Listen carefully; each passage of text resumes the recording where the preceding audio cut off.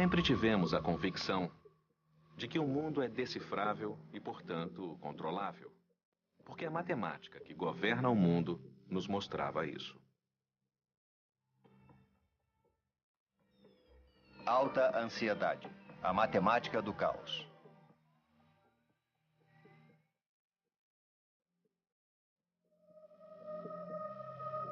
Distribuição sinapse.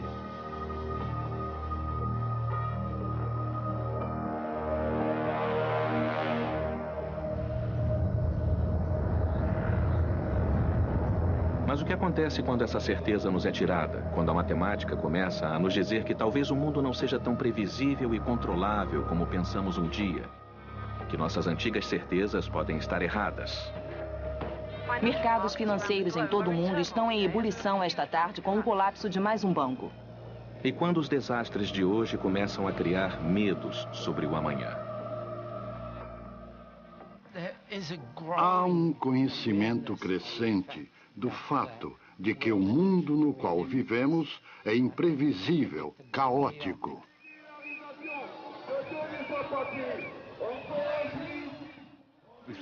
Nós achávamos que podíamos controlar tudo. Agora achamos que não podemos controlar nada. E isso é resultado dessa noção de que o mundo está em caos e que nunca sabemos o suficiente para realmente prever, muito menos controlar. De simples padrões e da matemática que os controla, está surgindo um desafio à nossa visão de mundo. Há uma necessidade humana simples de se ter uma previsão do futuro. Há um desejo profundo de poder controlar o futuro e uma profunda relutância em aceitar os avanços modernos na matemática que sugerem um alto nível de imprevisibilidade fundamental.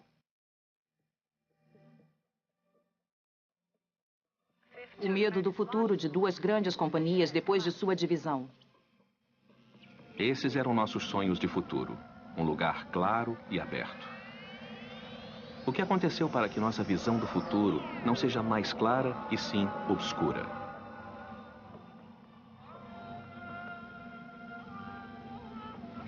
As pessoas estão muito preocupadas e muito deprimidas sem ter para onde ir. Onde tudo isso começou? Qual é a resposta? Parece algo grandioso, um efeito global. Você tem ataques de ansiedade, pesadelos. Quem é o culpado disso? Será que alguém pode me dizer? A principal experiência psicológica da ansiedade é um medo de que algo terrível vá acontecer, uma apreensão e uma incerteza. Esse documentário é uma história sobre essa ansiedade e sobre a matemática que a criou. Estamos no meio de uma enorme mudança cultural. Apenas 50 anos atrás, especialistas tinham todo o vocabulário para descrever um mundo que hoje parece bem estranho para nós. Eles falavam em uma economia de comando e controle, em engenharia do clima, em planejamento central. Ninguém hoje acha que o mundo pode ser descrito em tais termos. Hoje somos muito mais propensos a falar em desordem, instabilidade, turbulência, ponto de virada, efeito borboleta. Esse é o vocabulário que veio da matemática para nós nos últimos 50 anos. É essa matemática que está prestes a alterar totalmente o nosso entendimento da natureza fundamental do mundo em que vivemos. E eu acredito que ela nos dá um novo vocabulário para falarmos de nossas ansiedades a respeito desse mundo.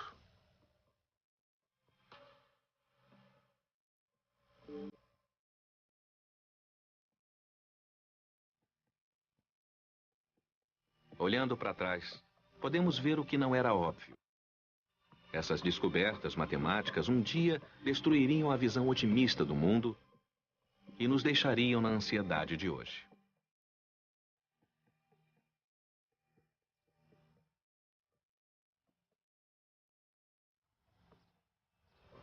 As raízes matemáticas de nossa ansiedade moderna começaram aqui em Paris, em 1885. A cidade se preparava para comemorar a visão otimista de mundo da ciência e da razão. Houve uma grande exposição para celebrar o progresso e a democracia. Era o centenário da República. E acima disso tudo, estava a construção mais alta do mundo. Um símbolo de tudo que eles acreditavam.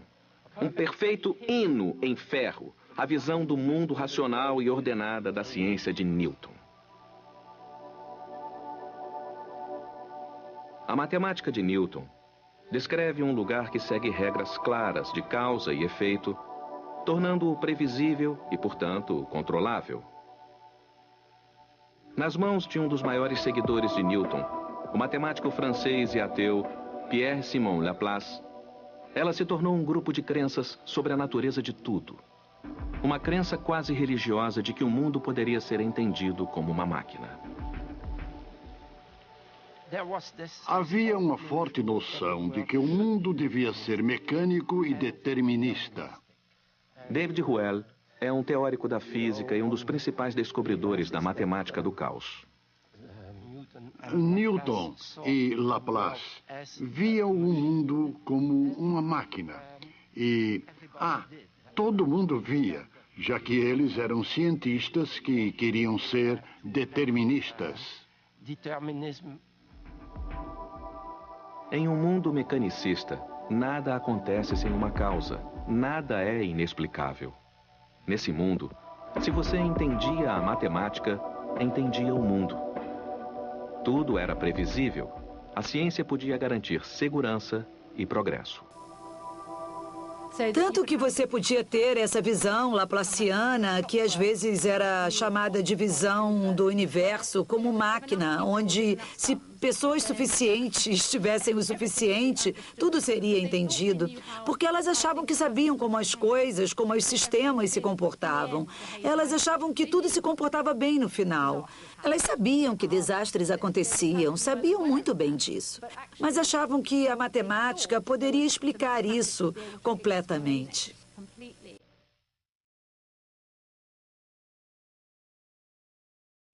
E foi isso que, no fim, corroborou o otimismo e fez o futuro parecer tão claro. Mas por baixo da superfície de otimismo de um mundo conquistável e controlável, havia uma corrente de preocupação de que talvez o mundo não fosse tão domável e seguro quanto queríamos acreditar.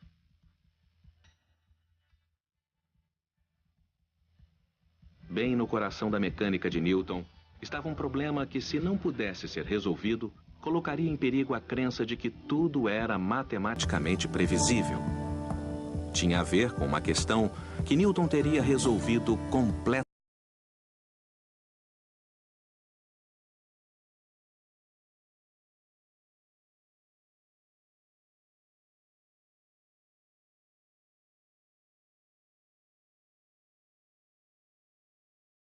A genialidade das equações de Newton é que se você tiver dois corpos, um orbitando ao redor do outro, como a Terra em torno do Sol, essas equações de movimento permitem que você diga a exata natureza de suas órbitas e preveja com precisão onde os corpos estarão em qualquer momento no futuro. O que Newton e Laplace diziam era que se você fizer o cálculo, pode prever tudo sobre o universo. Já que há uma solução, você pode me dizer, eu queria saber onde aquele corpo vai estar em determinado horário. E pode ser qualquer hora no futuro ou qualquer hora no passado. Eu posso calcular o tempo que você quer e vou ter uma resposta. Os cálculos vão me dar essencialmente as coordenadas e a velocidade daquele corpo. A mesma matemática que governou as órbitas dos planetas também governou o movimento aqui na Terra. Esse foi o início da ciência de Newton, onde se dois objetos começam em órbitas quase idênticas, eles podem continuar em órbitas quase idênticas. A diferença entre elas nunca mudaria. Então, se você soubesse a órbita de um, poderia prever a órbita do outro. E em teoria, tudo bem. Na prática, o que acontece é que assim que você junta mais um corpo, somente 3, de repente, não se consegue resolver as equações e não se pode prever nada.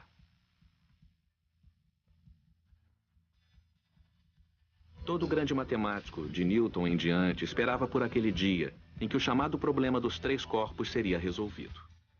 Mas aí, em 1889, um matemático francês chamado Henri Poincaré descobriu que não havia como prever órbitas.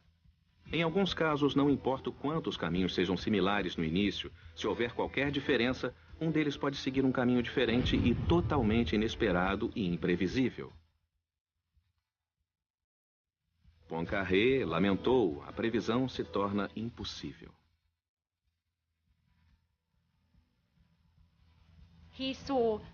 Ele viu algo se comportando de uma maneira que ele não esperava e percebeu que tinha a ver com as condições iniciais e com o que hoje chamamos de suscetibilidade às condições iniciais.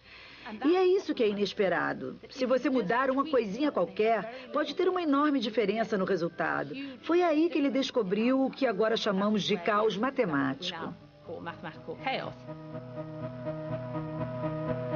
Poincaré enxergou uma profunda verdade sobre os planetas e suas órbitas. O que o incomodou foi perceber que esse comportamento imprevisível podia estar presente em toda a natureza.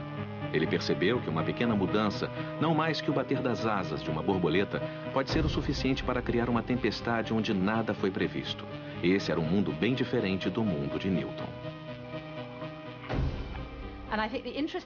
Acho que o interessante é o fato dele ser ele mesmo. Até Poincaré, o maior matemático da época, estava imerso naquela visão, achando que todas as coisas se encaixariam e que tudo no final se comportaria adequadamente.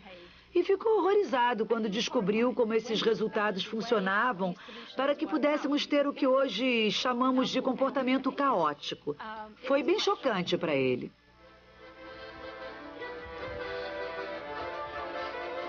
A descoberta de Poincaré atingiu a raiz de uma visão de mundo da qual nem ele, nem seus contemporâneos estavam prontos para abrir mão. O mundo onde ele vivia e atuava ainda era muito mergulhado naquela visão laplaciana.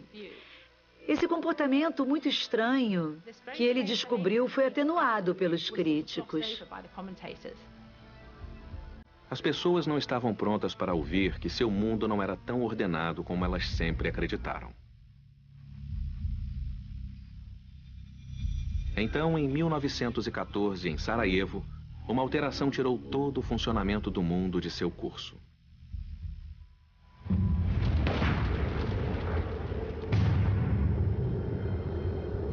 Foi uma pequena alteração que iniciou uma tempestade incontrolável.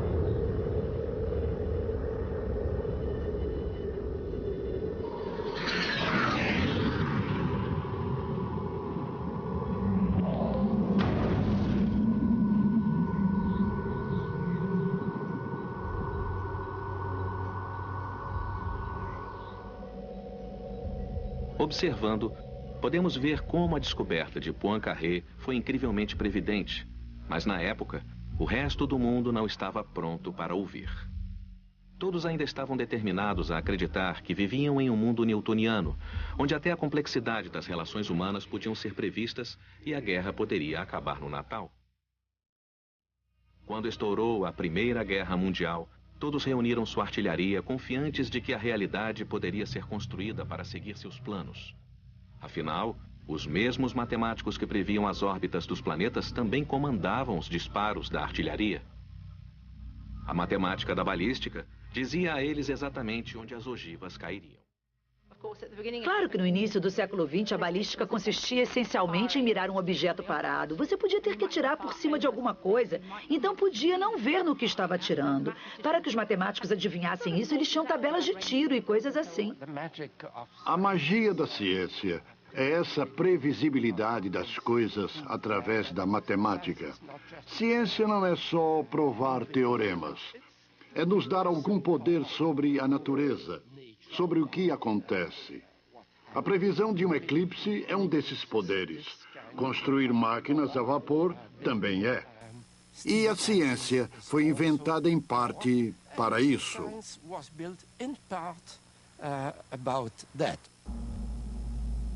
A tragédia da guerra foi que, independente de toda a carnificina, eles acreditavam que havia não só uma ciência de balística, mas uma ciência da guerra. Uma maneira de prever quantos homens por quilômetro de fronte alcançariam o objetivo. Eles achavam que, se entendessem a ciência da guerra, poderiam controlar seu resultado. Eles simplesmente venceriam o caos. No final, não estavam lutando uns contra os outros. Os dois lados estavam lutando contra o caos da realidade. No final, o caos venceu todos eles e 10 milhões de homens morreram.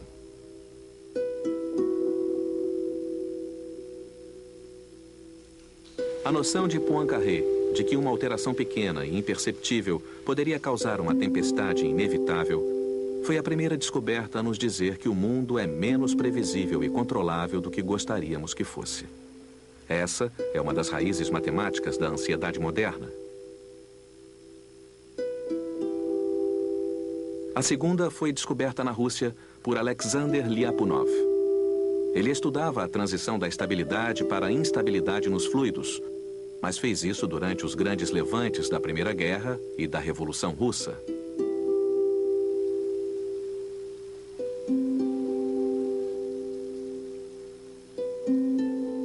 Lyapunov estudava a maneira como um fluido ou um gás fica turbulento.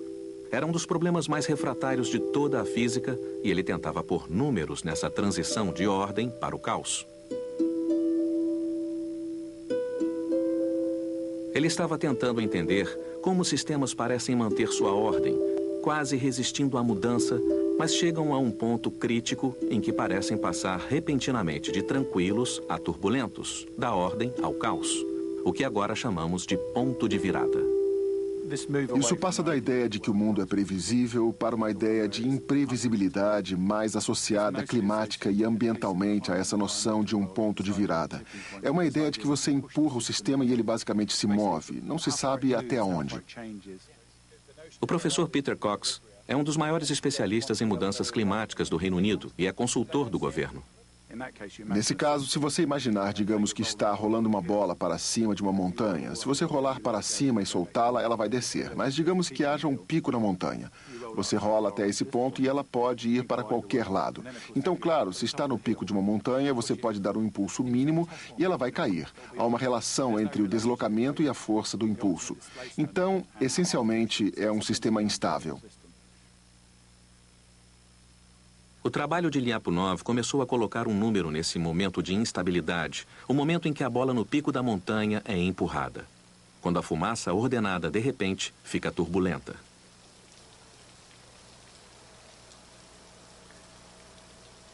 A maioria das pessoas considera que o perigo é cair da montanha. Isso é o equivalente a um ponto de virada. É onde o sistema muda e você não pode recuar. Mas enquanto Lyapunov ainda tentava entender a instabilidade, sua vida se aproximava de um ponto de virada. Quando o caos da Revolução Russa e da Primeira Guerra o atingiram pessoalmente.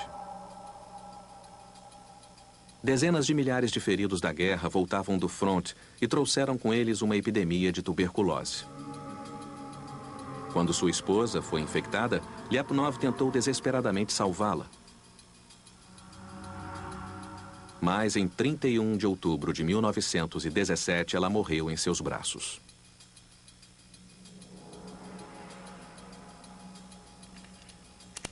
Horas depois, no mesmo dia, ele deu um tiro em sua cabeça.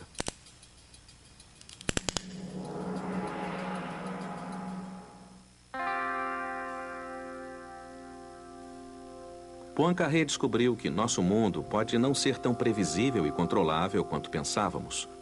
O trabalho de Lyapunov pôs um número no momento de transição entre a ordem e o caos e abriu a porta para a ideia moderna do ponto de virada. Eles tinham descoberto que seria o início de um novo e profundo entendimento do mundo, de que o caos é uma parte do sistema, não só de seu colapso. Mas Lyapunov estava morto. Poincaré nunca levou seu trabalho adiante e o resto do mundo queria acreditar que o caos e a imprevisibilidade eram apenas um pesadelo do qual poderíamos acordar. Ficamos no ponto em que um entendimento mais claro surgia, mas não saímos dele. A guerra sacudiu nossa antiga fé e, de alguma forma, ela precisava ser renovada. E para fazer isso, um novo ícone de fé precisava ser encontrado. A linha de montagem de Henry Ford foi esse ícone. Ela se tornou o símbolo e o meio pelo qual poderíamos criar um mundo de estabilidade, previsibilidade e prosperidade. Começamos a ver o mundo, particularmente o mundo humano e a economia, refletido em sua imagem. Não mais um mundo em que tudo pode ficar fora de controle, mas um equilíbrio perfeitamente estável que tinha a natureza dependente e imutável de uma máquina.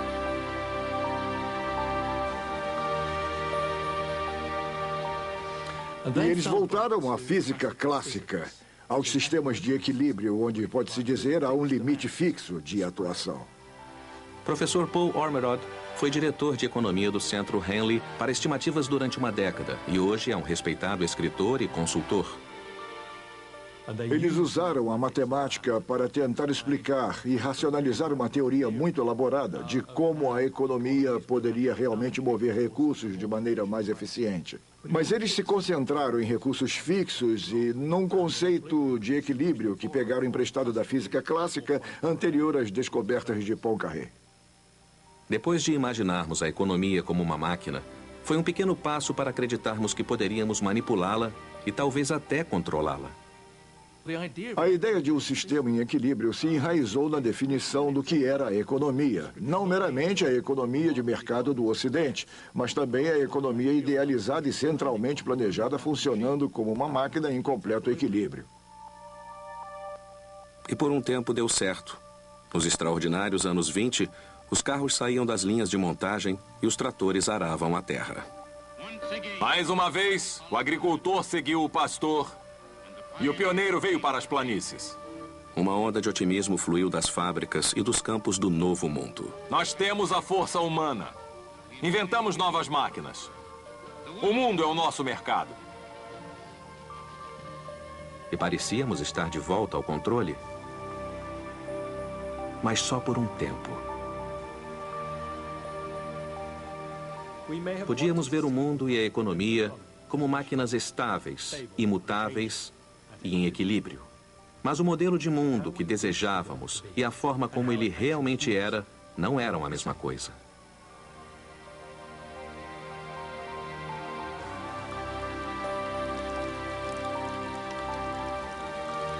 Essa é a imensa fábrica da Fisher Car Body em Detroit. Um dia ela foi parte da aparentemente indestrutível indústria automobilística americana, parte dos bons tempos que achávamos que nunca terminariam. Mas em 1929, eles terminaram. E o vento ainda sopra e o sol ainda queima a terra. Devemos praticar o controle e a conservação se quisermos salvar os grãos que ainda resistem. Sem aviso, o mundo alcançou não só um, mas 2 pontos de virada. O clima e a economia deram uma guinada sem causa óbvia do equilíbrio para o caos. Os pesadelos da Grande Depressão e da tempestade de poeira nos atingiram.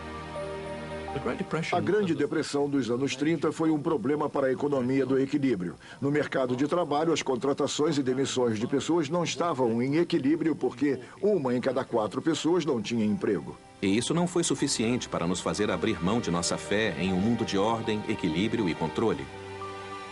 De acordo com a visão de mundo de equilíbrio, nada poderia estar de forma inerente, errado ou instável na economia. As pessoas deviam ter causado aquele colapso.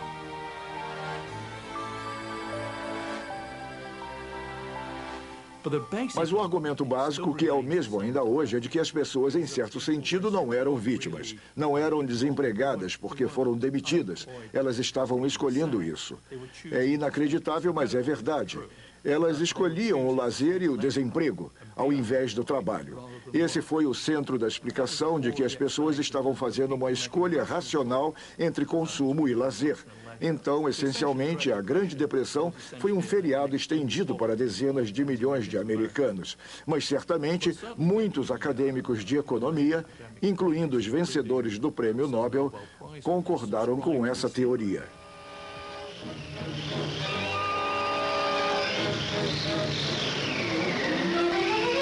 Os especialistas na época achavam impossível imaginar que a tempestade de poeira ou a depressão eram causadas por instabilidades inerentes ou por pontos de virada nos próprios sistemas.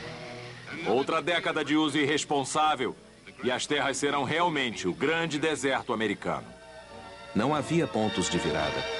A causa que escolhemos foi certamente simples e mecânica.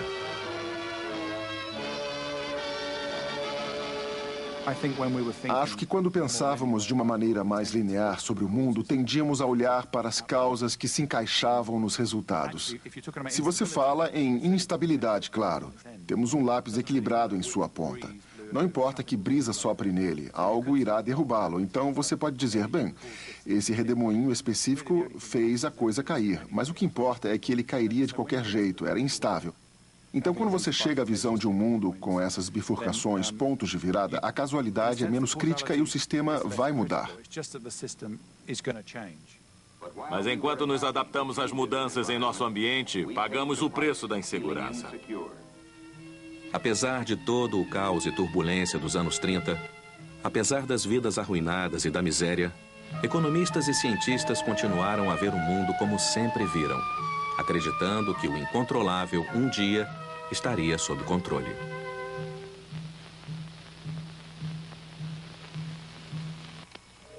A invenção do computador no final da guerra, de repente pareceu uma promessa de um nível de entendimento e controle que nunca tivemos.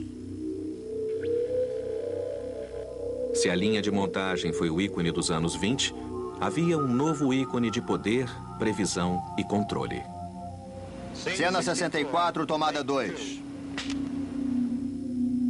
Nos anos 40 e 50, tivemos nossa primeira ideia desse ícone em funcionamento quando militares revelaram a tecnologia secreta que os tinha ajudado a vencer a guerra. Essa máquina é tão complicada quanto parece. ENIAC, o primeiro computador todo eletrônico e em alta velocidade já construído em todo o mundo. A única diferença entre um ser humano e o ENIAC é que o ENIAC é bem mais rápido. O primeiro emprego que a tecnologia teve foi na antiga tarefa militar de calcular os ângulos, elevações e velocidades das tabelas de tiro. Mas logo ele foi essencial a um novo e assustador poder. Fazemos todas as tabelas de tiro para o Exército e as tabelas de bombardeio para a Força Aérea. Quando uma arma é apontada para o inimigo, nós fazemos computações para dizer aos homens da artilharia como direcionar essa arma para que ela acerte o alvo correto. Os testes foram planejados para observar resultados. Não era somente o cálculo para mira e arremesso de bombas, mas era também a única maneira de fazer os muitos cálculos necessários para se entender a explosão. Então, a tabela de tiro da bomba atômica de 15 toneladas. Diferente da situação, com uma arma de implosão, os cientistas aqui podem observar as bolas de fogo crescendo em um corpo de material fissionável. Ciência não é só provar teoremas para nos dar algum poder sobre a natureza. A velha mágica newtoniana da balística se casou com o poder quase divino da era nuclear. Se pudéssemos controlar esse poder, haveria alguma coisa que não poderíamos prever ou controlar?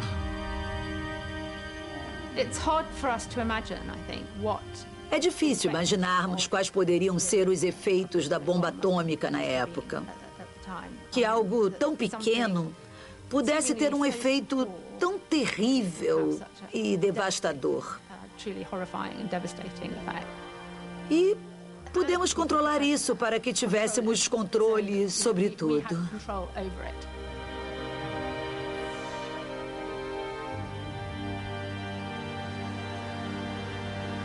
A era nuclear trouxe medos, mas também uma sensação de tremendo poder e possibilidades. Acho que houve um pico de otimismo em relação ao que acreditávamos que a ciência e a tecnologia poderiam fazer. Provavelmente no meio do século XX, nos anos 50. E eu suspeito que estava associado ao desenvolvimento tecnológico, mas também ao otimismo cultural que veio depois da Segunda Guerra Mundial. A ideia era de que a tecnologia resolveria muitos dos problemas que tínhamos antes. Nos anos 50, o futuro seria uma utopia planejada de bulevares amplos e arranha-céus brilhantes, onde poderíamos ser felizes e prósperos. E o motor dessa nova prosperidade e nova certeza era o computador.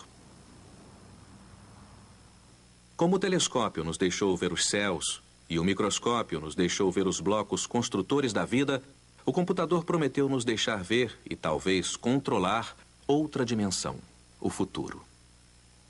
James Lovelock lembra desses tempos estonteantes.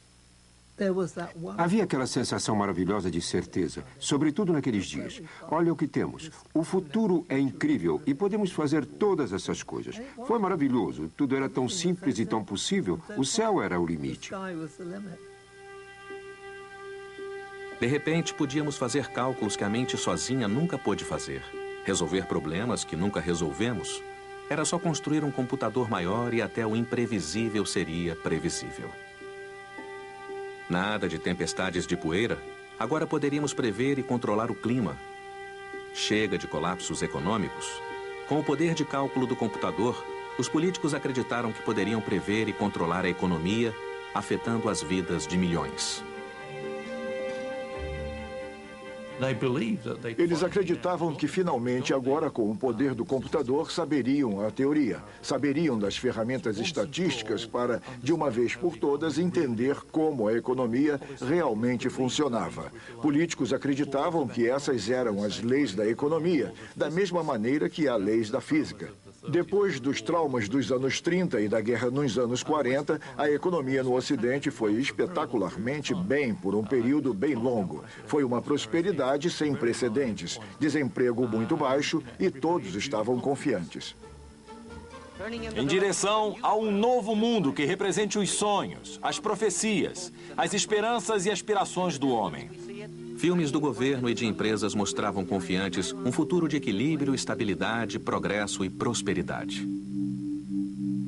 Mas ao mesmo tempo em que cientistas tinham confiança na previsão desse futuro sem falhas, um meteorologista chamado Ed Lorenz descobriu em 1962 algo radicalmente oposto a isso. Enquanto os militares estavam concentrados em tentar prever o clima dia a dia usando enormes computadores, Lorenz, usando um computador de mesa, construiu um modelo simplificado para enxergar a matemática básica e ver se o clima tinha padrões escondidos. A descoberta de Lorenz surgiu quando ele usou o seu modelo com um grupo de números e depois de novo com o que ele achou que fossem os mesmos números, mas que o computador arredondou, tornando-os ligeiramente diferentes. Ele pôs números que achou que fossem idênticos. Mas os números iniciais eram diferentes em muito, muito pouco. Então não havia razão para ele pensar que acabariam em um resultado diferente. O que Lorenz descobriu foi que pequenas variações em seus números iniciais, ao invés de não terem nenhum efeito, mudavam drasticamente os resultados. As coisas parecem seguir muito bem e, de repente, tudo se comporta de maneira estranha e os números não fazem o que você acha que vão fazer. Imagina esses dois trajetos juntos. Eles começam a se aproximar e, de repente, chega um ponto em que um deles se afasta. Mas isso aconteceu. O fato de que iria acontecer estava aqui. Não estava onde aconteceu. Uma das suposições mais fundamentais que todo cientista de Newton em diante tinha era de que esse pequeno erro em um sistema grande desapareceria, não tinha consequências. Como uma pequena imperfeição em uma única parte de uma longa linha de montagem. Não faria diferença significante no resultado final. Foi essa suposição crítica que o trabalho de Ed Lorenz formou em sua cabeça. A descoberta acidental de Lorenz teve imensas implicações no mundo real. Ele pôde, de repente, ver que quando um sistema mudava, não necessariamente algo o tinha feito mudar naquele momento.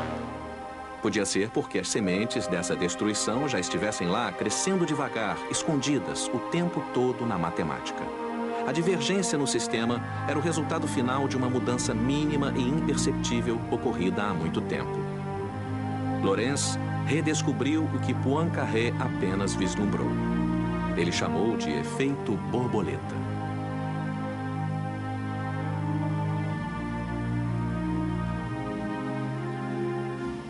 Então, se uma borboleta bate ou não suas asas, o efeito vai ser muito pequeno no início. Você não vai notar nada. E depois de um tempo, algumas flutuações no ar vão mudar. Algumas flutuações na turbulência. E depois, se esperar o suficiente, uns 6 meses, isso pode ter um efeito enorme.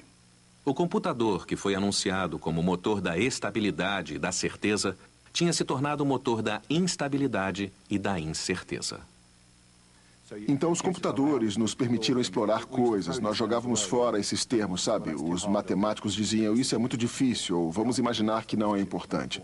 Não podemos fazer essa parte, então vamos supor que não é importante.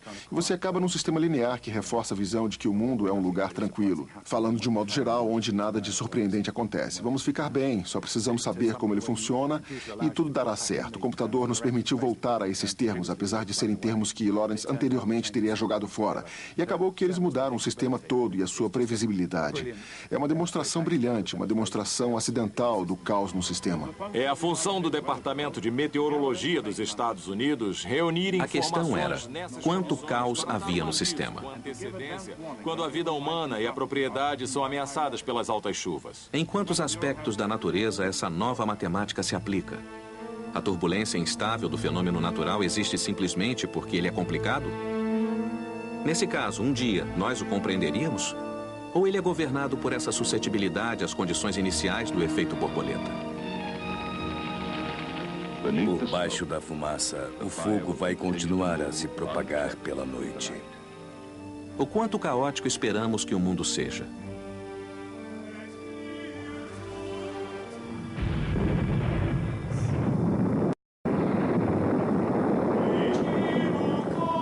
No final dos anos 60, de repente essas pareceram ser questões bem pertinentes. Nesses tempos turbulentos, como Lyapunov foi levado a estudar a instabilidade durante a Revolução Russa, o matemático David Ruel foi levado a estudar o início da turbulência.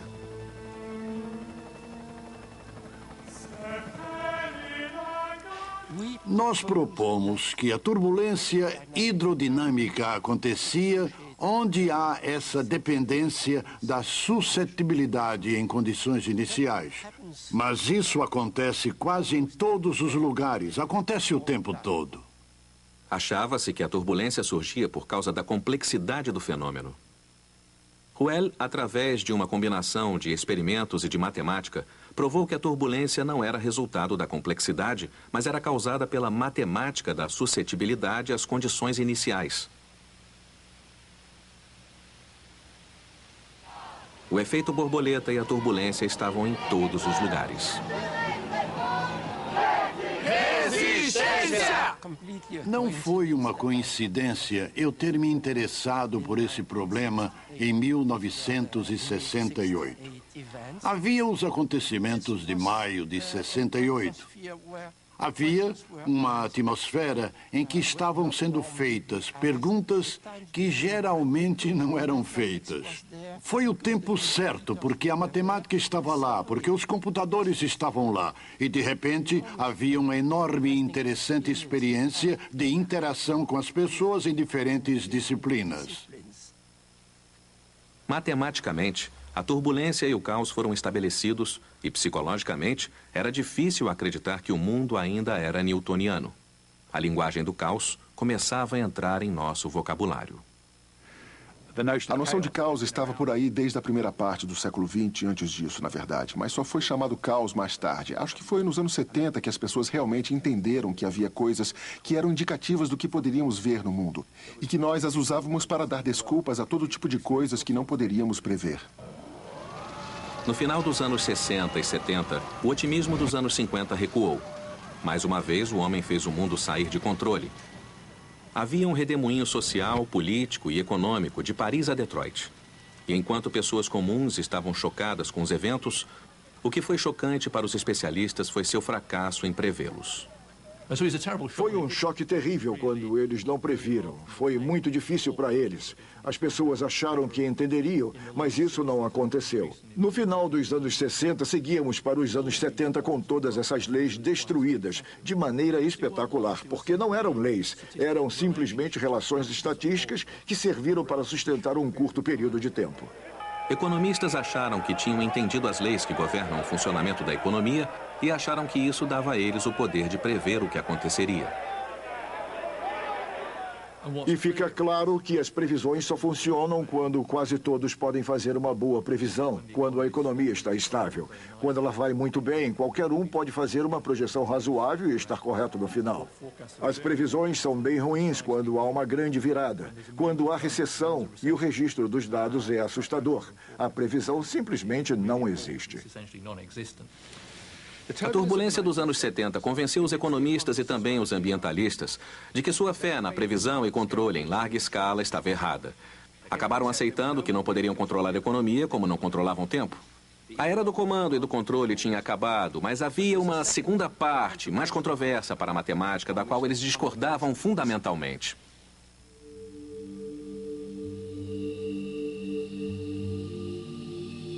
Ruel e outros descobriram que mesmo sistemas muito simples, como pêndulos movidos por motor ou pêndulos duplos, onde dois osciladores estão conectados, podiam chegar a um comportamento caótico altamente complexo.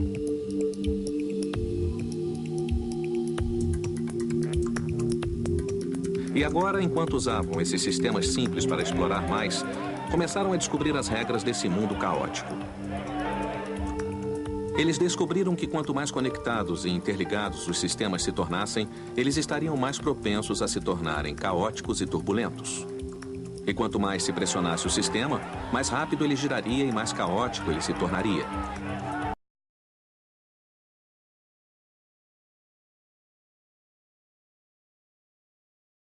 Foi exatamente isso que começou a acontecer. Em 27 de outubro de 1986, os computadores conectavam os sistemas financeiros do mundo em uma única economia global. E o moderno mercado livre nascia.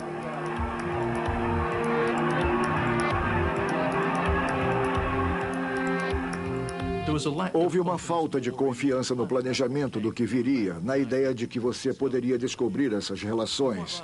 E logo muito ceticismo veio dos políticos quanto à ideia de que poderíamos, de alguma forma, quantificar isso.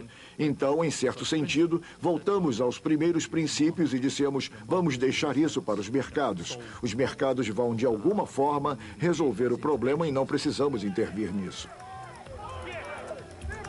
O computador permitia que entendêssemos esse mundo interconectado e, ao mesmo tempo, também o construía e o guiava cada vez mais rápido. Então havia uma sensação empírica de que a ideia de deixar para o mercado tinha fundamento. Ela não era justificada pela teoria do equilíbrio, mas os mercados claramente davam grandes resultados em termos de prosperidade e aumento de expectativa de vida. Esse é o ponto em que os ambientalistas e economistas começam a divergir. Porque para os economistas é tudo maior, mais rápido e global. Eles aprenderam a lição de que a economia não é algo que eles podem controlar. Ao invés disso, eles começaram a vê-la como um sistema natural, que você não deve regular. Ela se alimenta da nova ideologia do livre mercado que declarou que não podemos controlá-lo. A economia financeira global começou a crescer como nunca, mas sua imprevisibilidade também cresceu.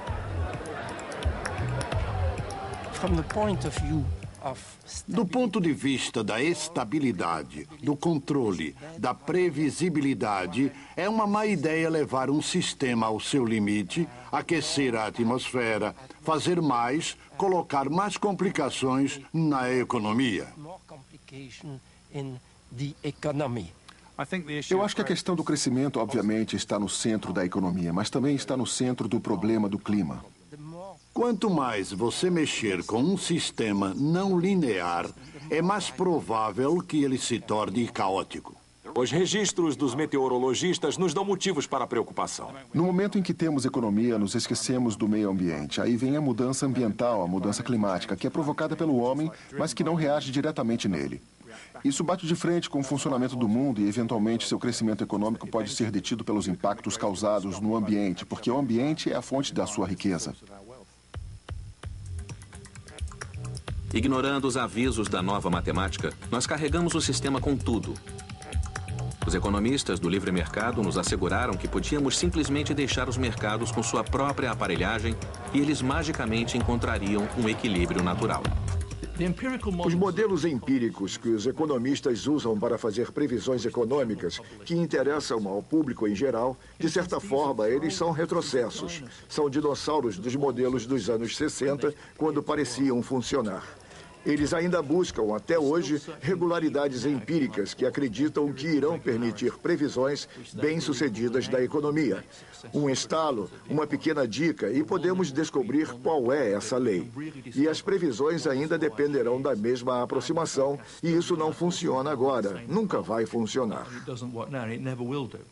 Vivemos em um mundo que cada vez mais se distancia de tudo que seja equilíbrio ou um estado estático. Você quer ter crescimento agora, 2, 3% mais. E isso é um crescimento exponencial, algo que sabemos que não pode durar para sempre.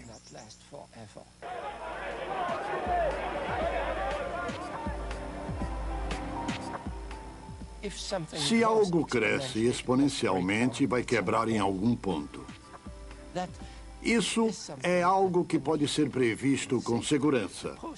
O processo deve acabar em algum lugar. Como vai acabar, eu não sei. Nossos líderes dizem que precisamos de 2 ou 3% de crescimento por ano e que isso é necessário ao bem-estar.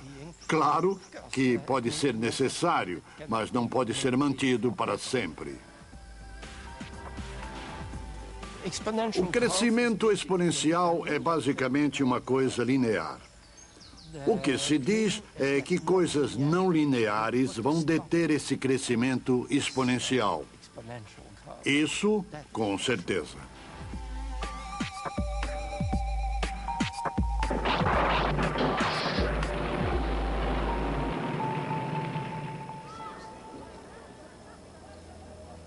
Por mais de um século, nós não quisemos ouvir que as promessas de previsão e controle podiam ser quebradas. Nem mesmo quisemos admitir a evidência diante de nossos próprios olhos.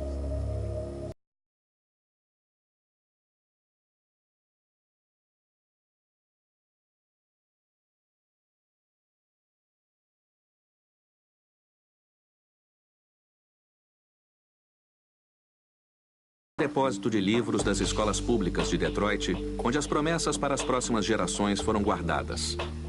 Foi isso que aconteceu a elas. Árvores crescendo nas ruínas apodrecidas dos sonhos do passado.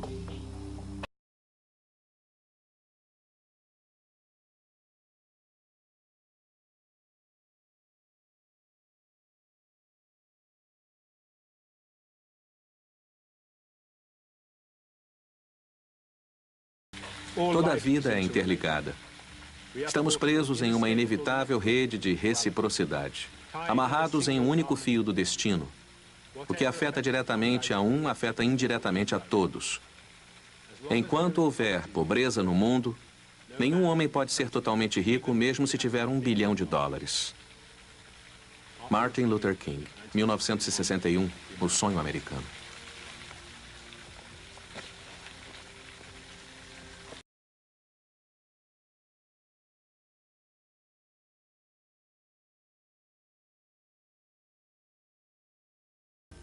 O sonho americano é um lixo.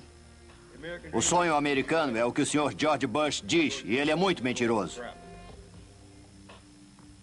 Não existe mais sonhos. Agora temos medo de sonhar. Estou tentando me manter num emprego de salário mínimo, mas pagando a gasolina, a hipoteca, a comida, não dá. Eu não tenho dinheiro guardado. Eu vivo um dia depois do outro. Não há como resolver isso. Como você diz ao seu filho que não temos onde morar? Como você diz ao seu filho que não vamos ter um lugar para morar? Acordo de manhã e digo ao meu filho, não vai poder jantar hoje porque não tenho dinheiro. Nós não podemos pagar nossas contas. Mas isso acontece todo dia.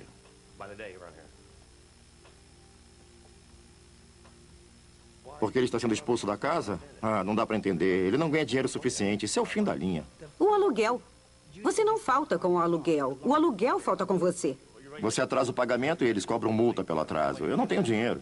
Como você vai me cobrar pelo atraso? Eu não tenho dinheiro e pago multa? Isso não faz sentido nenhum para mim.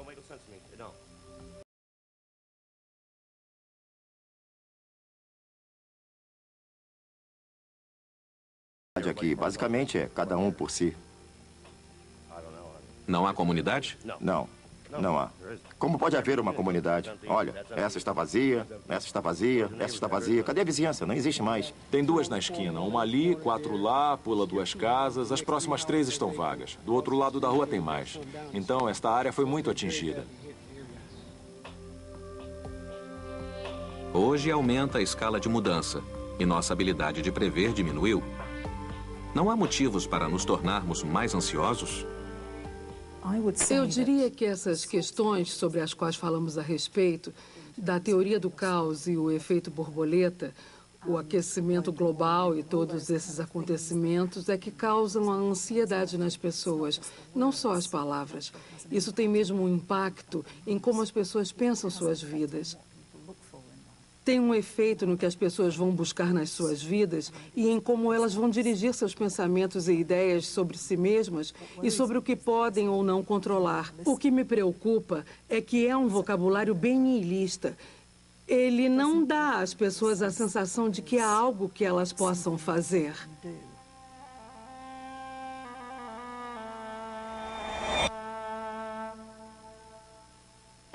O problema com a matemática do caos é que ela não nos oferece um novo plano sobre como conseguirmos o que queremos, previsão e controle. Ela tira o que queremos acreditar, nos nega os velhos ícones de salvação, de liberdade através do crescimento e não nos dá nada confortante em troca.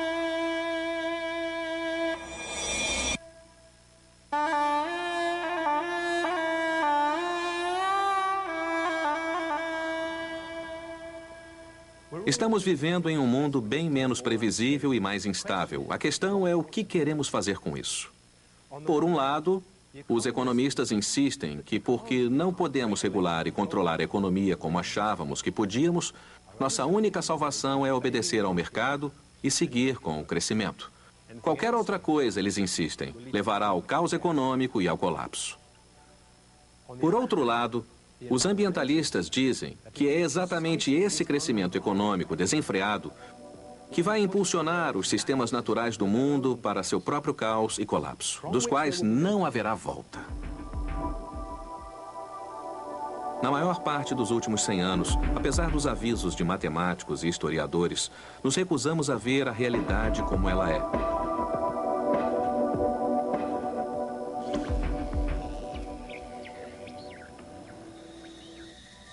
Essa é uma imagem gerada pelos matemáticos dessa realidade. Se chama o mapa de Lyapunov. Ele mostra não a realidade ordenada e previsível que sempre quisemos, mas uma instável e caótica. É o trabalho original de um descendente distante de Lyapunov. Os mapas mostram as regiões de estabilidade e outras de caos em um sistema. Entre elas, há pontos onde o sistema pode ir de um a outro abruptamente.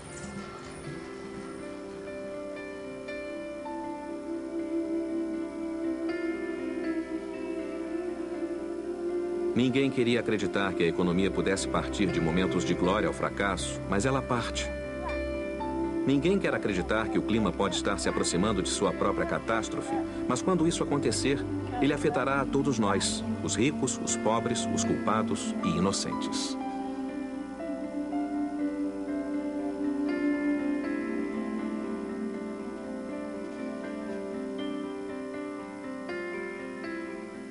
No sistema climático há uma ideia de um ponto de virada associado a certo calor impulsionando você montanha acima. O lençol de gelo da Groenlândia vai derreter e sabemos que, em longo prazo, teremos uma elevação de 7 metros no nível do mar. Em outros pontos de virada, por exemplo, há a possibilidade de que a floresta amazônica seja fortemente afetada pela mudança climática, que pode ser bem rápida, associada a incêndios e coisas assim.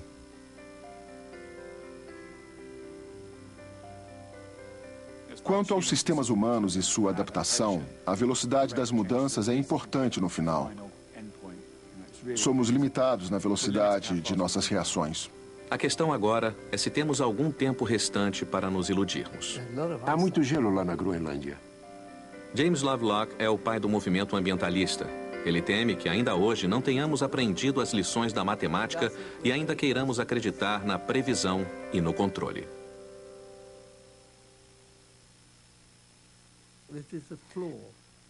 Essa é uma falha dos grandes modelos climáticos que temos no momento. Todos eles sugerem que se você puder reduzir o dióxido de carbono, trouxer de volta, estabilizá-lo em algum nível, tudo vai ficar bem.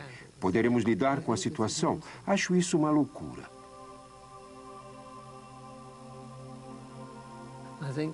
Acho que uma vez que o sistema começou a escorregar, não há volta. E eu penso nisso nem tanto como ponto de virada, mas como um declive que fica cada vez mais íngreme em algum ponto e fica tão íngreme que você não aguenta mais. É isso que você vê ao invés de um ponto de virada? Exatamente isso. Parece pior. É bastante ruim, é muito ruim. E o ponto de virada sugere que talvez você possa virá-lo de volta. O declive sugere que não pode, já foi longe demais.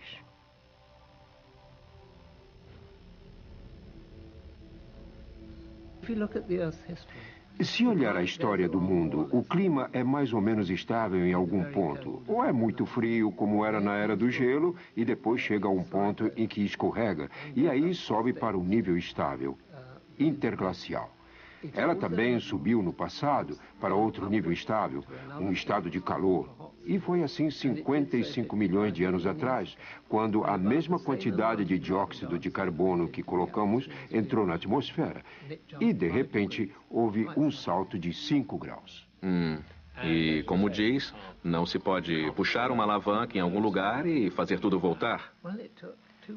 Foram 200 mil anos para que tudo voltasse depois do evento há 55 milhões de anos. E o nível de dióxido de carbono baixasse.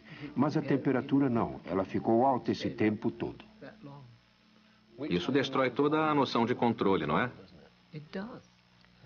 Destrói, sim. E acho que é uma falsa noção. Pelo menos eu acho que se deve pensar nisso como uma falsa noção. Eu não posso ter certeza do que eu digo. Só falo com tanta convicção porque estou preocupado com a certeza deles, com o modelo deles e a maneira como políticos encaram e formam suas bases políticas. Acho quase absurdo. Em sua imagem do declive, onde é que o senhor acha que o nosso sistema está agora? Queria saber. Eu suspeito que estejamos prestes a cair. Mas posso estar errado. Podemos estar um pouco mais atrás na ladeira, não sei.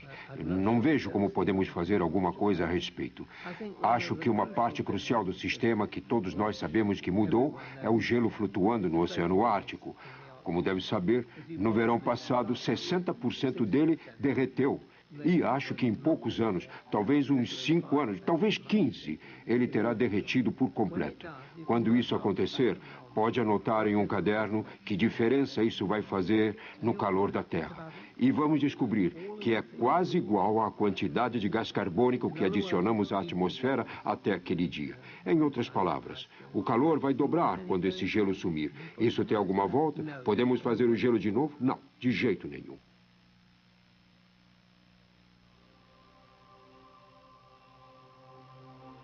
Não podemos voltar no tempo. Não podemos consertar o que já está errado. Ainda estamos a caminho do caos, mas estamos em uma posição em que há futuros possíveis. Só que dessa vez, tivemos centenas de anos para aprender as lições matemáticas. Talvez dessa vez possamos fazer o que não pudemos antes. Encarar a realidade como ela é. Porque essa realidade está diante de nós.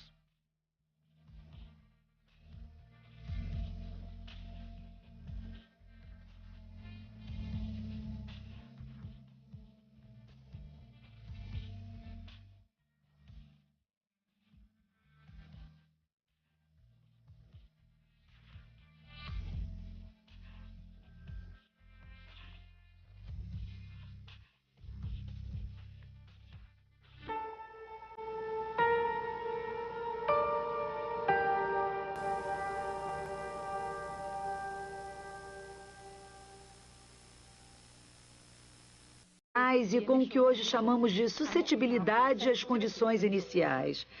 E é isso que é inesperado. Se você mudar uma coisinha qualquer, pode ter uma enorme diferença no resultado. Foi aí que ele descobriu o que agora chamamos de caos matemático. Poincaré enxergou uma profunda verdade sobre os planetas e suas órbitas. O que o incomodou foi perceber que esse comportamento imprevisível podia estar presente em toda a natureza. Ele percebeu que uma pequena mudança, não mais que o bater das asas de uma borboleta, pode ser o suficiente para criar uma tempestade onde nada foi previsto. Esse era um mundo bem diferente do mundo de Newton. Acho que o interessante é o fato dele ser ele mesmo. Até Poincaré, o maior matemático da época, estava imerso naquela visão, achando que todas as coisas se encaixariam e que tudo no final se comportaria adequadamente. E ficou horrorizado quando descobriu como esses resultados funcionavam para que pudéssemos ter o que hoje chamamos de comportamento caótico. Foi bem chocante para ele.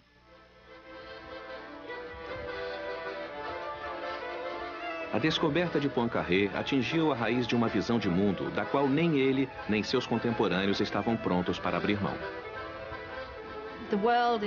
O mundo onde ele vivia e atuava ainda era muito mergulhado naquela visão laplaciana. Esse comportamento muito estranho que ele descobriu foi atenuado pelos críticos. As pessoas não estavam prontas para ouvir que seu mundo não era tão ordenado como elas sempre acreditaram. Então, em 1914, em Sarajevo, uma alteração tirou todo o funcionamento do mundo de seu curso.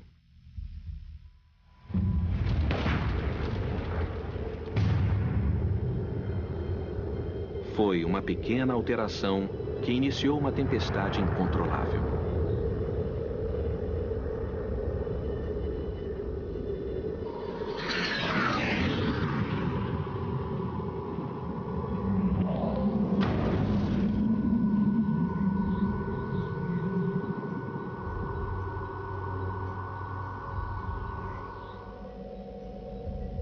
Observando, podemos ver como a descoberta de Poincaré foi incrivelmente previdente, mas na época, o resto do mundo não estava pronto para ouvir.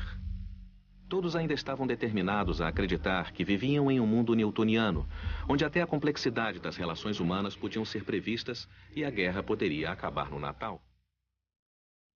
Quando estourou a Primeira Guerra Mundial, todos reuniram sua artilharia, confiantes de que a realidade poderia ser construída para seguir seus planos. Afinal, não se pode prever nada.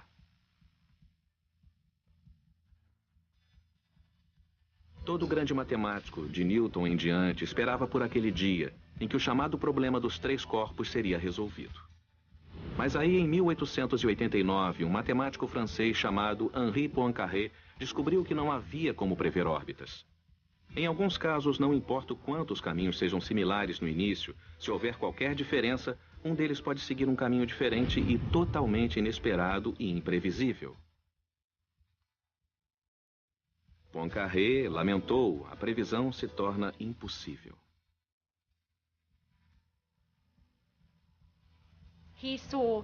Ele viu algo se comportando de uma maneira que ele não esperava e percebeu que tinha a ver com as condições iniciais e com o que hoje chamamos de suscetibilidade às condições iniciais.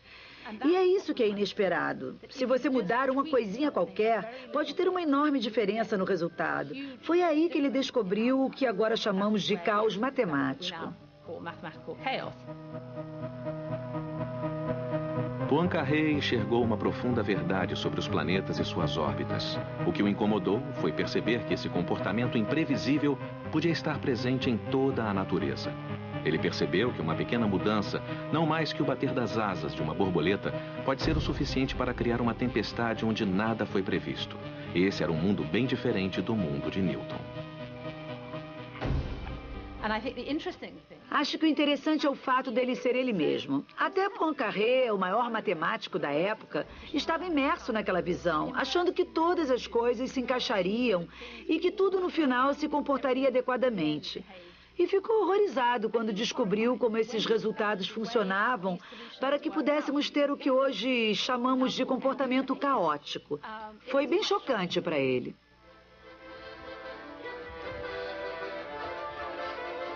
A descoberta de Poincaré atingiu a raiz de uma visão de mundo da qual nem ele, nem seus contemporâneos estavam prontos para abrir mão.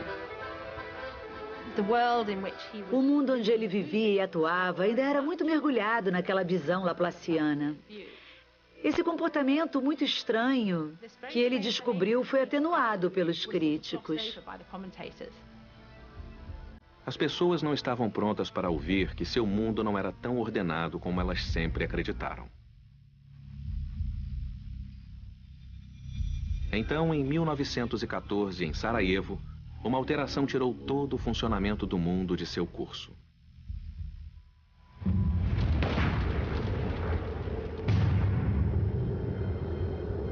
Foi uma pequena alteração que iniciou uma tempestade incontrolável. Acreditar que viviam em um mundo newtoniano, onde até a complexidade das relações humanas podiam ser previstas e a guerra poderia acabar no Natal.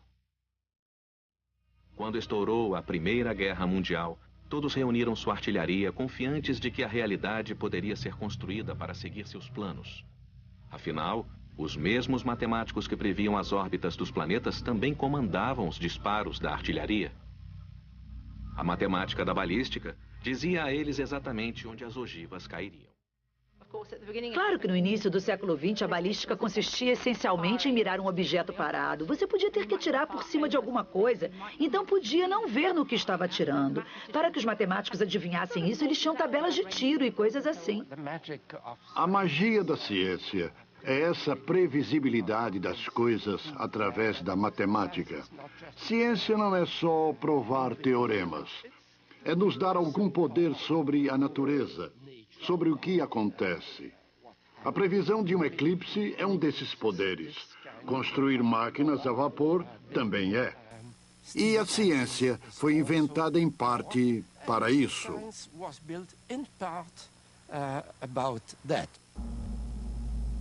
A tragédia da guerra foi que, independente de toda a carnificina, eles acreditavam que havia não só uma ciência de balística, mas uma ciência da guerra. Uma maneira de prever quantos homens por quilômetro de fronte alcançariam o objetivo.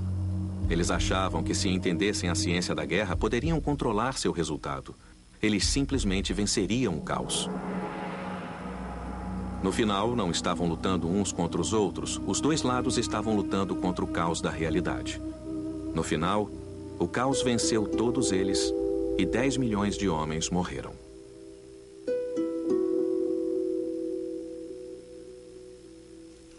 A noção de Poincaré de que uma alteração pequena e imperceptível poderia causar uma tempestade inevitável foi a primeira descoberta a nos dizer que o mundo é menos previsível e controlável do que gostaríamos que fosse.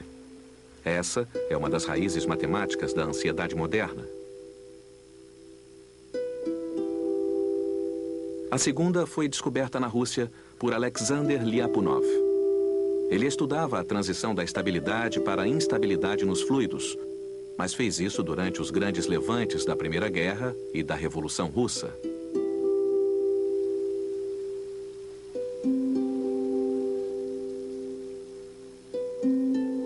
Lyapunov estudava a maneira como um fluido ou um gás fica turbulento. Era um dos problemas mais refratários de toda a física e ele tentava pôr números nessa transição de ordem para o caos. Ele estava tentando pontos onde o sistema pode ir de um a outro abruptamente.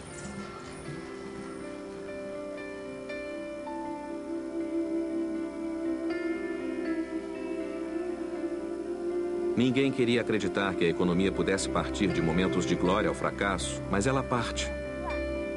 Ninguém quer acreditar que o clima pode estar se aproximando de sua própria catástrofe, mas quando isso acontecer, ele afetará a todos nós, os ricos, os pobres, os culpados e inocentes.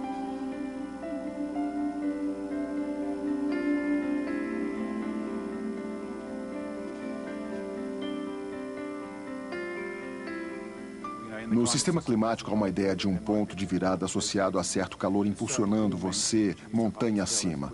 O lençol de gelo da Groenlândia vai derreter e sabemos que, em longo prazo, teremos uma elevação de 7 metros no nível do mar. Em outros pontos de virada, por exemplo, há a possibilidade de que a floresta amazônica seja fortemente afetada pela mudança climática, que pode ser bem rápida, associada a incêndios e coisas assim.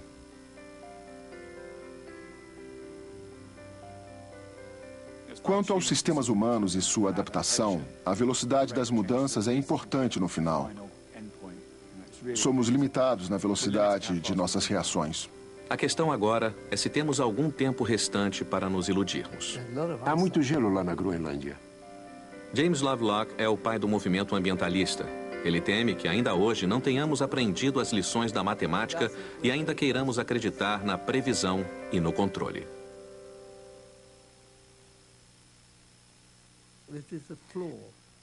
Essa é uma falha dos grandes modelos climáticos que temos no momento. Todos eles sugerem que se você puder reduzir o dióxido de carbono, trouxer de volta, estabilizá-lo em algum nível, tudo vai ficar bem. Poderemos lidar com a situação. Acho isso uma loucura.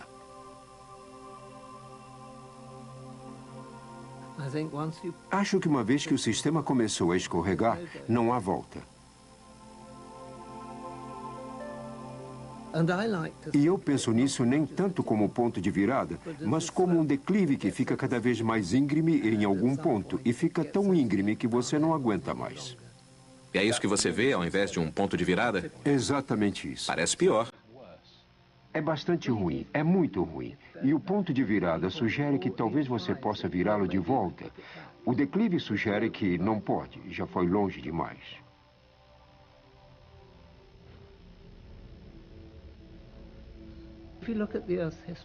Se olhar a história do mundo, o clima é mais ou menos estável em algum ponto. Ou é muito frio, como era na Era do Gelo, e depois chega a um ponto em que escorrega, e aí sobe para um nível estável. Acha que vão fazer? Imagina esses dois trajetos juntos. Eles começam a se aproximar e, de repente, chega um ponto em que um deles se afasta. Mas isso aconteceu. O fato de que iria acontecer estava aqui. Não estava onde aconteceu. Uma das suposições mais fundamentais que todo cientista de Newton em diante tinha era de que esse pequeno erro em um sistema grande desapareceria, não tinha consequências. Como uma pequena imperfeição em uma única parte de uma longa linha de montagem. Não faria diferença significante no resultado final. Foi essa suposição crítica que o trabalho de Ed Lorenz formou em sua cabeça. A descoberta acidental de Lorenz teve imensas implicações no mundo real. Ele pôde, de repente, ver que quando um sistema mudava, não necessariamente algo o tinha feito mudar naquele momento. Podia ser porque as sementes dessa destruição já estivessem lá, crescendo devagar, escondidas, o tempo todo na matemática. A divergência no sistema era o resultado final de uma mudança mínima e imperceptível ocorrida há muito tempo. Lorenz redescobriu o que Poincaré apenas vislumbrou. Ele chamou de efeito borboleta.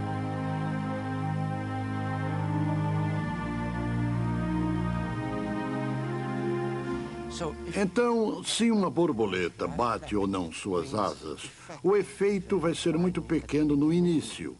Você não vai notar nada. E depois de um tempo, algumas flutuações no ar vão mudar. Algumas flutuações na turbulência. E depois, se esperar o suficiente, uns 6 meses, isso pode ter um efeito enorme.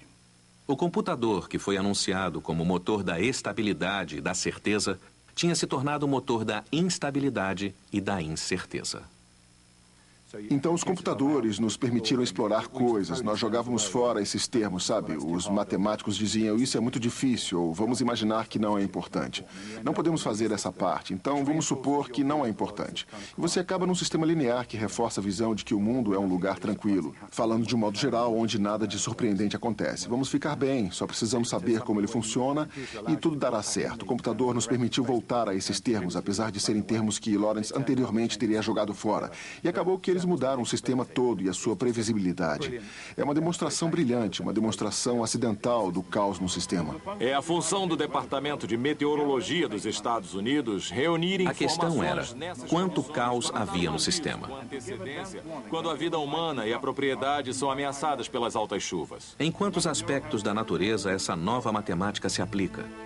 A turbulência instável do fenômeno natural existe simplesmente porque ele é tem um efeito no que as pessoas vão buscar nas suas vidas e em como elas vão dirigir seus pensamentos e ideias sobre si mesmas e sobre o que podem ou não controlar. O que me preocupa é que é um vocabulário bem nihilista. Ele não dá às pessoas a sensação de que há algo que elas possam fazer.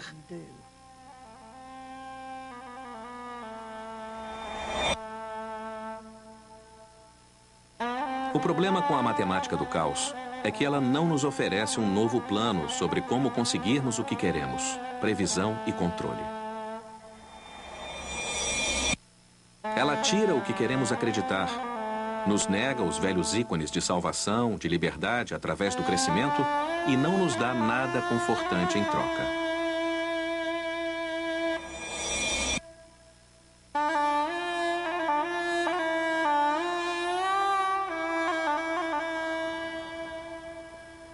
Estamos vivendo em um mundo bem menos previsível e mais instável. A questão é o que queremos fazer com isso. Por um lado, os economistas insistem que porque não podemos regular e controlar a economia como achávamos que podíamos, nossa única salvação é obedecer ao mercado e seguir com o crescimento. Qualquer outra coisa, eles insistem, levará ao caos econômico e ao colapso. Por outro lado, os ambientalistas dizem que é exatamente esse crescimento econômico desenfreado que vai impulsionar os sistemas naturais do mundo para seu próprio caos e colapso, dos quais não haverá volta. Na maior parte dos últimos 100 anos, apesar dos avisos de matemáticos e historiadores, nos recusamos a ver a realidade como ela é.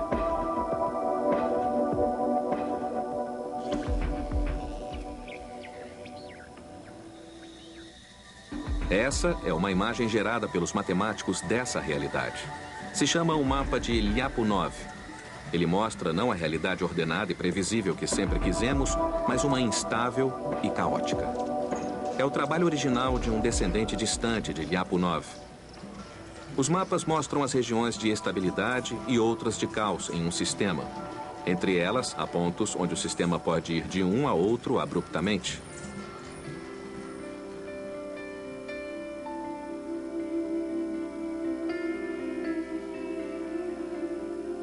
Ninguém queria acreditar que a economia pudesse partir de momentos de glória ao fracasso, mas ela parte. Ninguém quer acreditar que o clima pode estar se aproximando de sua própria catástrofe, mas quando isso acontecer, ele afetará a todos nós, os ricos, os pobres, os culpados e inocentes.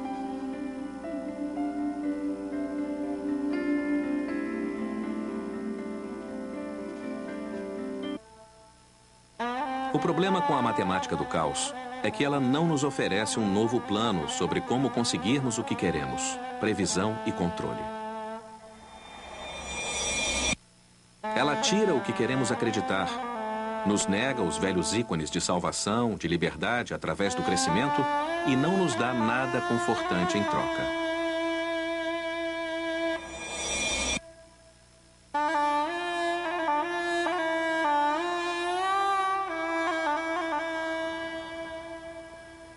Estamos vivendo em um mundo bem menos previsível e mais instável. A questão é o que queremos fazer com isso. Por um lado, os economistas insistem que porque não podemos regular e controlar a economia como achávamos que podíamos, nossa única salvação é obedecer ao mercado e seguir com o crescimento. Qualquer outra coisa, eles insistem, levará ao caos econômico e ao colapso. Por outro lado, os ambientalistas dizem que é exatamente esse crescimento econômico desenfreado que vai impulsionar os sistemas naturais do mundo para seu próprio caos e colapso, dos quais não haverá volta. Na maior parte dos últimos 100 anos, apesar dos avisos de matemáticos e historiadores, nos recusamos a ver a realidade como ela é.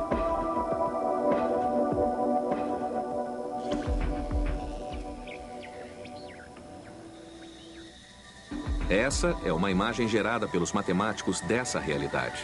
Se chama o mapa de Lyapunov. Ele mostra não a realidade ordenada e previsível que sempre quisemos, mas uma instável e caótica. É o trabalho original de um descendente distante de Lyapunov. Os mapas mostram as regiões de estabilidade e outras de caos em um sistema. Entre elas, há pontos onde o sistema pode ir de um a outro abruptamente.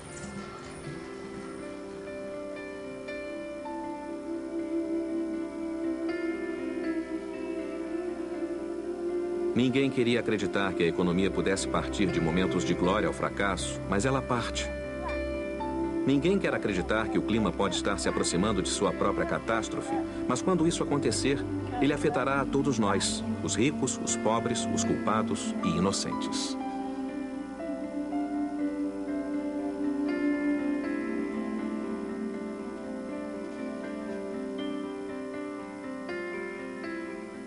No sistema climático há uma ideia de um ponto de virada associado a certo calor impulsionando você montanha acima.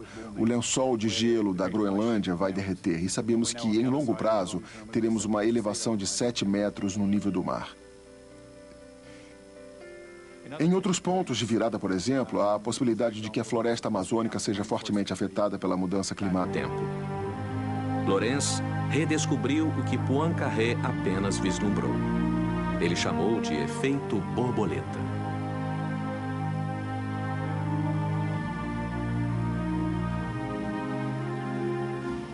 Então, se uma borboleta bate ou não suas asas, o efeito vai ser muito pequeno no início.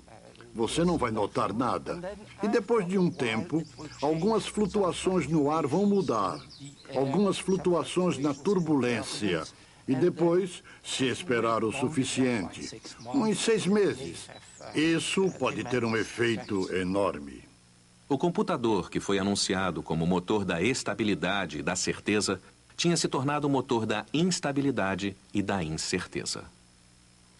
Então, os computadores nos permitiram explorar coisas. Nós jogávamos fora esses termos, sabe? Os matemáticos diziam, isso é muito difícil, ou vamos imaginar que não é importante. Não podemos fazer essa parte, então vamos supor que não é importante. E você acaba num sistema linear que reforça a visão de que o mundo é um lugar tranquilo, falando de um modo geral, onde nada de surpreendente acontece. Vamos ficar bem, só precisamos saber como ele funciona e tudo dará certo. O computador nos permitiu voltar a esses termos, apesar de serem termos que Lorenz anteriormente teria jogado fora. E acabou que eles mudaram o sistema todo e a sua previsibilidade. É uma demonstração brilhante, uma demonstração acidental do caos no sistema. É a função do Departamento de Meteorologia dos Estados Unidos reunir informações. A questão era, quanto caos havia no sistema? Quando a vida humana e a propriedade são ameaçadas pelas altas chuvas. Em quantos aspectos da natureza essa nova matemática se aplica? A turbulência instável do fenômeno natural existe simplesmente porque ele é complicado? Nesse caso, um dia, nós o compreenderíamos? Ou ele é governado por essa suscetibilidade às condições iniciais do efeito borboleta? Por baixo da fumaça, o fogo vai continuar a se propagar pela noite. O quanto caótico esperamos que o mundo seja?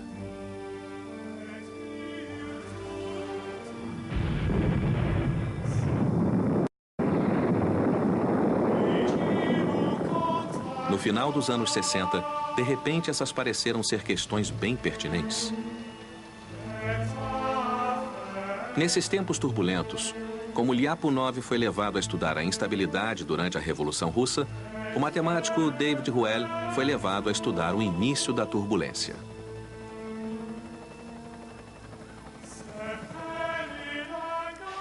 Nós propomos que a turbulência hidrodinâmica acontecia onde há essa dependência da suscetibilidade em condições iniciais. Mas isso acontece quase em todos os lugares, acontece o tempo todo. E em 1889, um matemático francês chamado Henri Poincaré descobriu que não havia como prever órbitas. Em alguns casos, não importa o quanto os caminhos sejam similares no início, se houver qualquer diferença, um deles pode seguir um caminho diferente e totalmente inesperado e imprevisível. Poincaré lamentou, a previsão se torna impossível.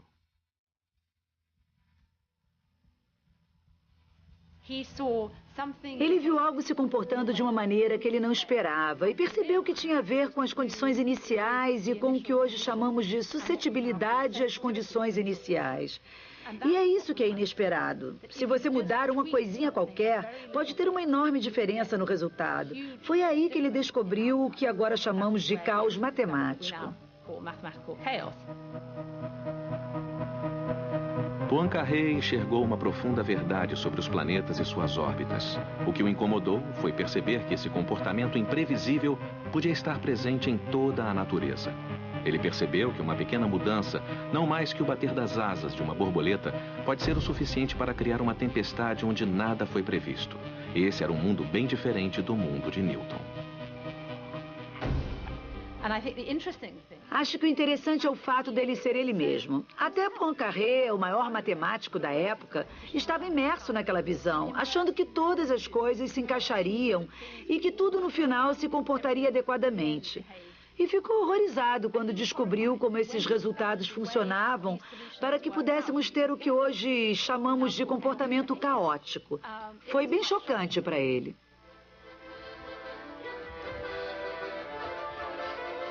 A descoberta de Poincaré atingiu a raiz de uma visão de mundo da qual nem ele, nem seus contemporâneos estavam prontos para abrir mão.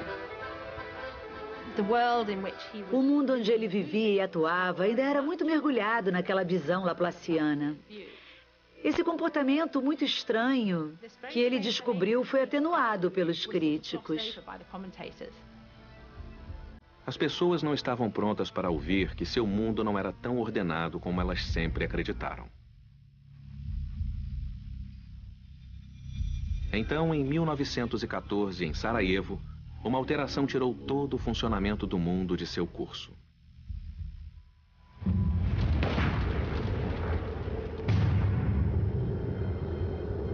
Foi uma pequena alteração que iniciou uma tempestade incontrolável.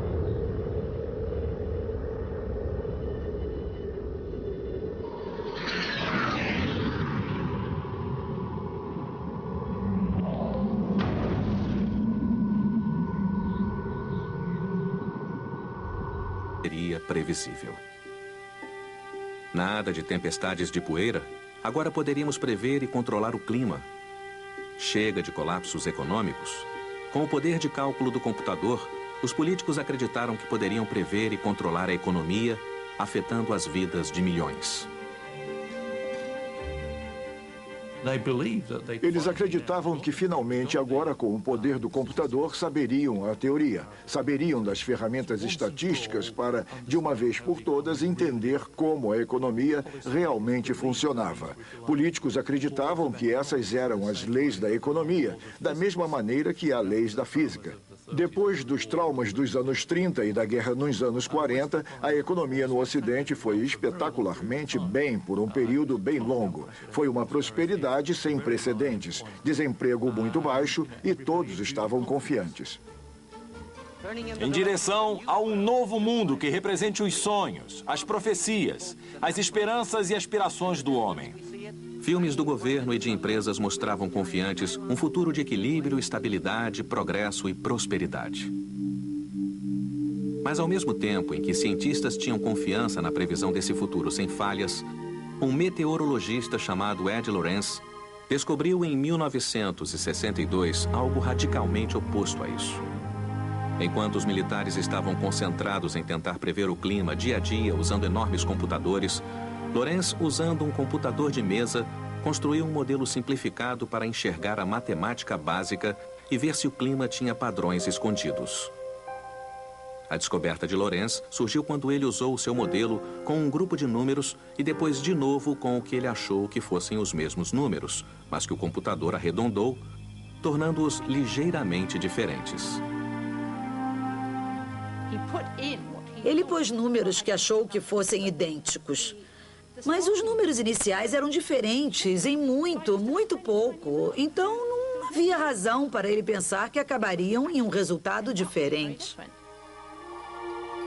O que Lorenz descobriu foi que pequenas variações em seus números iniciais, ao invés de não terem nenhum efeito, mudavam drasticamente os resultados. As coisas parecem seguir muito bem e, de repente, tudo se comporta de maneira estranha e os números não fazem o que você acha que vão fazer. Imagina esses dois trajetos juntos. Eles começam a se aproximar e, de repente, chega um ponto em que um deles se afasta. Mas isso aconteceu. O fato de que iria acontecer estava aqui. Não estava onde aconteceu. Uma das suposições mais fundamentais que todo cientista de Newton em diante tinha era de que esse pequeno erro, em 31 de outubro de 1917, ela morreu em seus braços.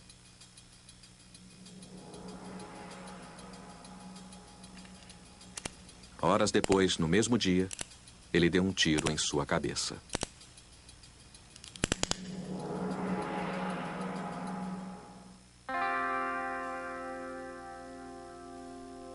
Poincaré descobriu que nosso mundo pode não ser tão previsível e controlável quanto pensávamos. O trabalho de Lyapunov pôs um número no momento de transição entre a ordem e o caos e abriu a porta para a ideia moderna do ponto de virada. Eles tinham descoberto que seria o início de um novo e profundo entendimento do mundo, de que o caos é uma parte do sistema, não só de seu colapso. Mas Lyapunov estava morto. Poincaré nunca levou seu trabalho adiante e o resto do mundo queria acreditar que o caos e a imprevisibilidade eram apenas um pesadelo do qual poderíamos acordar. Ficamos no ponto em que um entendimento mais claro surgia, mas não saímos dele. A guerra sacudiu nossa antiga fé e, de alguma forma, ela precisava ser renovada. E para fazer isso, um novo ícone de fé precisava ser encontrado. A linha de montagem de Henry Ford foi esse ícone. Ela se tornou o símbolo e o meio pelo qual poderíamos criar um mundo de estabilidade, previsibilidade e prosperidade. Começamos a ver o mundo, particularmente o mundo humano e a economia, refletido em sua imagem. Não mais um mundo em que tudo pode ficar fora de controle, mas um equilíbrio perfeitamente estável que tinha a natureza dependente e imutável de uma máquina.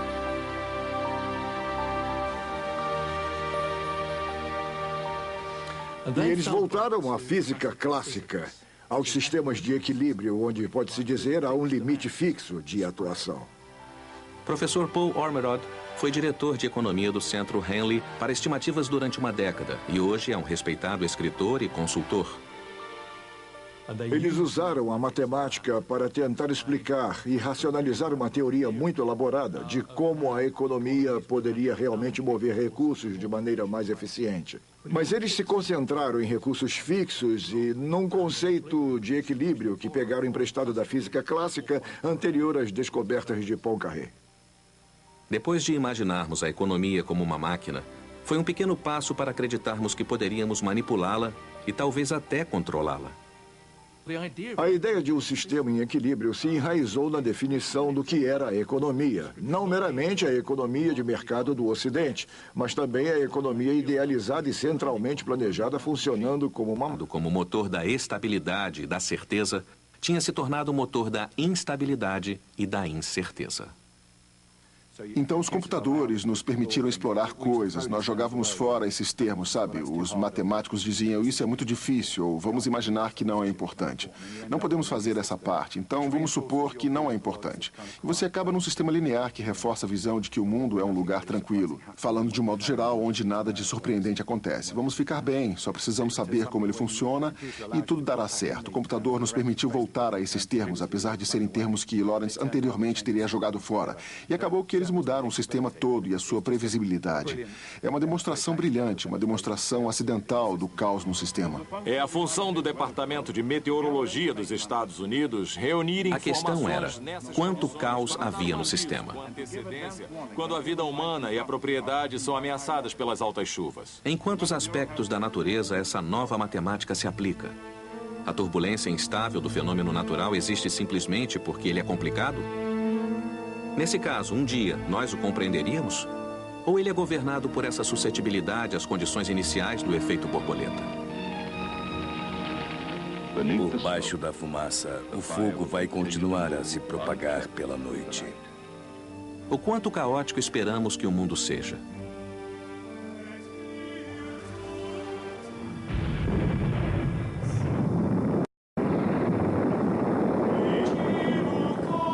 No final dos anos 60, de repente essas pareceram ser questões bem pertinentes.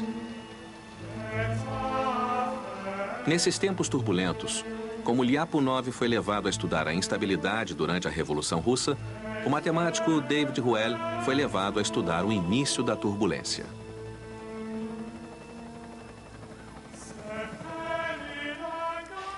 Nós propomos que a turbulência hidrodinâmica acontecia onde há essa dependência da suscetibilidade em condições iniciais. Mas isso acontece quase em todos os lugares, acontece o tempo todo. Achava-se que a turbulência surgia por causa da complexidade do fenômeno. Whewell, através de uma combinação de experimentos e de matemática, provou que a turbulência não era resultado da complexidade, mas era causada pela matemática da suscetibilidade às condições iniciais. O efeito borboleta e a turbulência estavam em todos os lugares. Resistência! Não foi uma coincidência eu ter me interessado por esse problema em 1968. Havia os acontecimentos de maio de 68. Havia... E acima disso tudo, estava a construção mais alta do mundo. Um símbolo de tudo que eles acreditavam. Um perfeito hino em ferro, a visão do mundo racional e ordenada da ciência de Newton.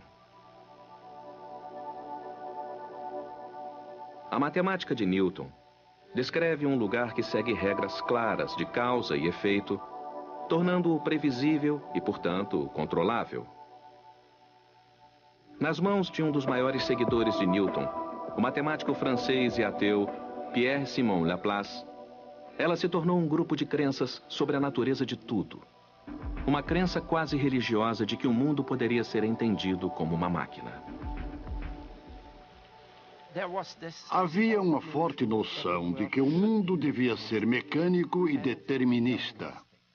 David Whewell é um teórico da física e um dos principais descobridores da matemática do caos. Newton e Laplace viam o mundo como uma máquina. E, todo mundo via, já que eles eram cientistas que queriam ser deterministas. Em um mundo mecanicista, nada acontece sem uma causa, nada é inexplicável. Nesse mundo, se você entendia a matemática, entendia o mundo. Tudo era previsível. A ciência podia garantir segurança e progresso. Tanto que você podia ter essa visão laplaciana, que às vezes era chamada de visão do universo como máquina, onde se pessoas suficientes tivessem o suficiente, tudo seria entendido. Porque elas achavam que sabiam como as coisas, como os sistemas se comportavam. Elas achavam que tudo se comportava bem no final. Elas sabiam que desastres aconteciam, sabiam muito bem disso. Mas achavam que a matemática poderia explicar isso completamente.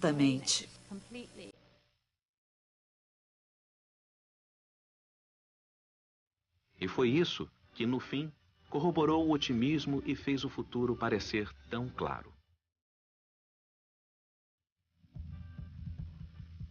Mas por baixo da superfície de otimismo de um mundo conquistável e controlável, havia uma corrente de preocupação de que talvez o mundo não fosse tão domável e seguro quanto queríamos acreditar.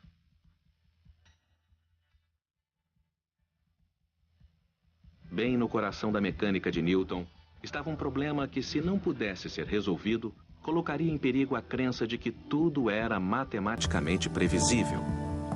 Tinha a ver com uma questão que Newton teria resolvido completamente.